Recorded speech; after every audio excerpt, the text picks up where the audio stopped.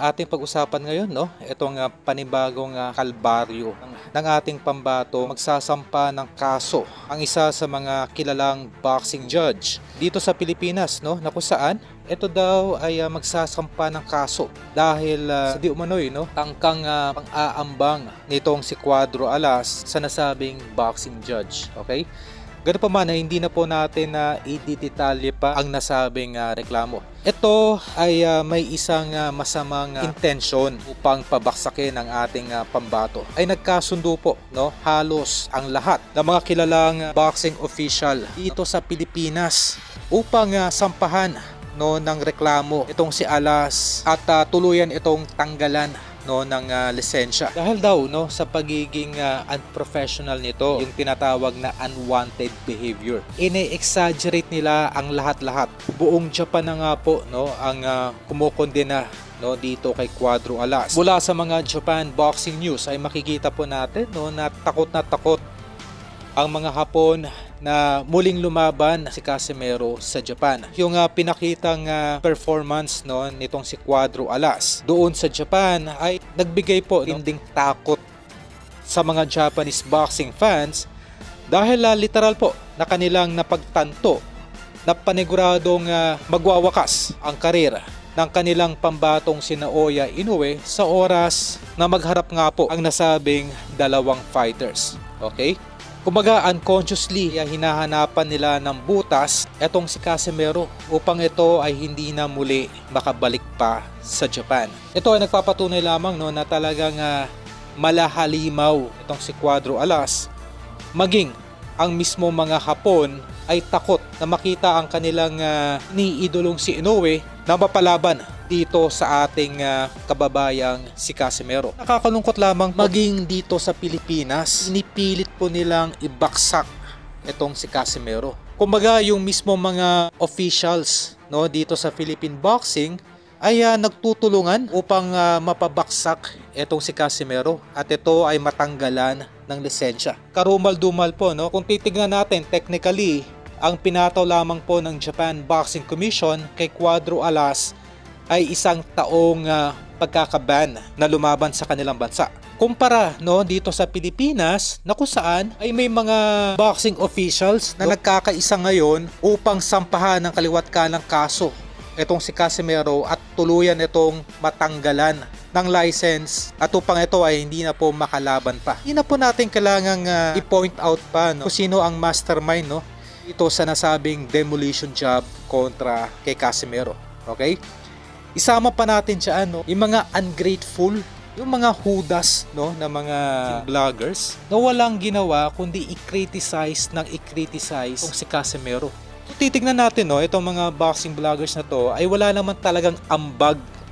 Pinapalaki nila yung issue patungkol sa timbang. Kakaroon po ng domino effect. At dahil, no, dito sa mga nasabing papanirang vloggers, hindi na po natin papangalanan pa, no, kung sino yung specific na mga vloggers. Nakakalungkot lang, no, itong mga Filipino na to, no, literal na bulok na vloggers. Dahil lang sa kanilang personal, no, na sama ng loob dito kay Casimero, araw-araw po nila itong kino-content para lang siraan ng siraan. Okay, so ano ba ang posibleng maging solusyon, no, nitong si Cuadro Alas? Well, number one po, no, atin na pong natalakay nung nakaraan, kailangan po munang i-minimize, no, ni Cuadro Alas yung kanyang exposure sa social media, no, dahil dito po kasi nakakahanap ng butas itong mga ungrateful na mga vloggers, no. Pangalawa, marahil yung kanyang trainer, no, at kapatid na si Jason Casimero ay marahil ay wag na lang po sana, no, wag na lang po sana nitong patulan yung mga negative comments o yung mga paninira mula sa ibang vloggers. Okay? Kumaga mag-focus na lang po sana sa mga upcoming fights. Ang social media ay talagang likas na toxic. Okay? At marami pong mga oportunista na maghahanap po talaga ng butas sa halip sana na ini-enjoy natin yung victory win ni Cuadro Alas dahil dito sa mga pulpul na vloggers na ito, no, nagpapakalat ng kasiraan kay Casimero, ay hindi na po natin ngayong ma-appreciate yung kanyang victory kontra dito kay Sanchez.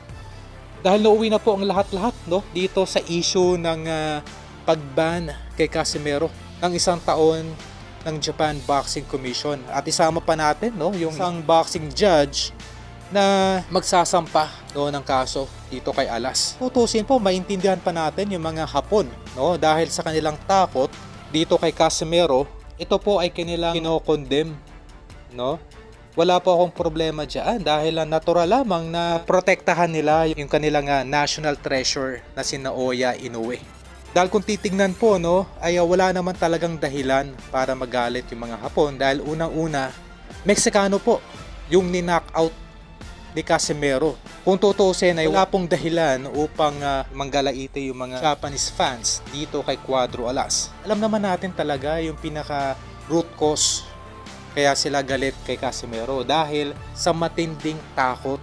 Napagtanto po nila, no, na literal na halimaw itong si Cuadro Alas at literal na banta sa kanilang itinuturing ngayon, no, na bayani na si Naoya Inoue. Sa halip, no, na makahanap ng kakampi itong si Casimero sa mga kababayan nitong Filipino. Okay? Kumbaga double dead po, no, ang nangyayari po dito kay Alas. Kinokondem na siya ng mga Hapon at pagbalik pa dito sa Pilipinas, no, ay mas masahol pa ang kanyang na-experience, no, at ito ay gusto pang tanggalan ng lisensya. Okay, isama pa natin yung mga toxic vloggers, no, na walang ibang alam kundi siraan itong si Casimero. Karumal-dumal po ang ginagawa nila. Psychologically, emotionally ay sinisira po nila itong si Casimero. Okay? So tayo na lang po, no? Tayo na lang mga boxing fans ni Casimero ang nagsusumikap po, no, na patibayin pa ang kanyang loob, no, na magpatuloy pa sa boxing. Marami po kasi ang naiinggit, no, kay Cuadro Alas na kung magkaharap itong si Inoue at Casimero, gagawa po talaga ng history, no, itong si Casimero sa oras na matalo nito si Inoue, na kung saan ay lalagpasan po nito ng 10 beses ang accomplishment nitong si Nonito Donaire. Niwala po, no, itong ating pambato na knockout lang po ang kanyang tsansa. Kumbaga ay wala pong ibang gagawin itong si Cuadro Alas kundi i-knockout or patulugin itong si Naoya Inoue sa oras na sila ay maglaban. Malayong malayo po, no, sa mga nakalaban ni Inoue na ang nasa isip lang ay makasurvive